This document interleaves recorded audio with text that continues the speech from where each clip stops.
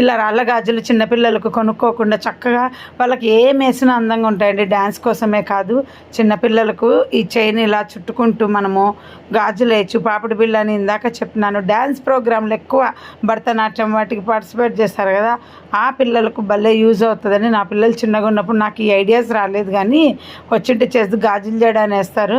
అసలు గాజులు జడకు రాళ్ళ గాజులు ఎన్ని కలెక్ట్ చేస్తారో మేము కూడా వేసాను నా పాపకు ఫంక్షన్ టైంలో. అన్నీ తన దగ్గర రకరకాల కలర్స్ గాజులు వేసే బదులు ఒకే కలర్ ఇలా చుట్టుకోండి.